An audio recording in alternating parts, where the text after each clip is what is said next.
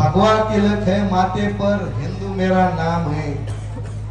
भगवा तिलक है माथे पर हिंदू मेरा नाम है। तन में भगवा मन में भगवा मुंह में जय श्री राम है।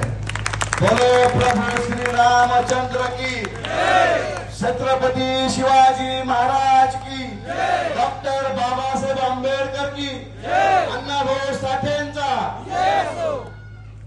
आज व्यासपीठावर उपस्थित या बीड नगरीचे लाडके भैया आदरणीय योगेश भैया क्षीरसागर, ज्यांनी तुमच्या माहितीचं तुम्हाला सांगतो, आपल्या ज्या नगराध्यक्ष पदाच्या उमेदवार आहेत त्यांचे मिस्टर कान नाक घसा नीट करणारे बरोबर, आणि त्या भूल तज्ञ त्यांनी सर्व जे विरोधात उमेदवार आहेत त्या सर्वांना आज भूल देऊन शांत केलंय।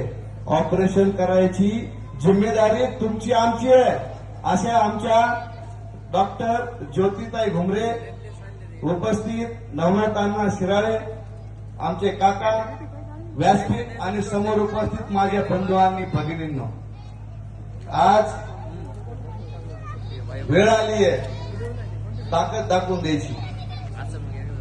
आज आपल्याला बीड नगर परिषद मध्ये संधी मिळाली आहे ती फक्त योगेश भैयामुळे आणि पंकजाताईमुळे, आणि आपल्याला या नगर परिषदेवर कमळ हे चिन्ह, कमळाचा झेंडा फडकायचा आहे। आणि तो कधी होणार?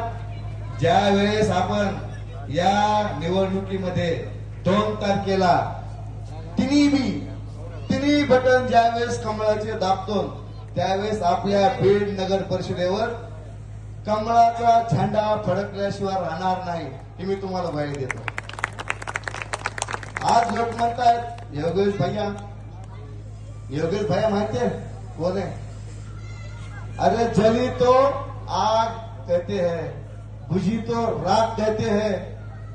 सुनो, जली तो आग कहते हैं, बुझी तो राख कहते हैं, और उस राख से जो बारूद बनता है ना उसे हमारे योगेश भैया क्षीरसागर कहते हैं। अरे योगेश भैया तुम आगे बढ़ो, हम तुम्हारे साथ हैं।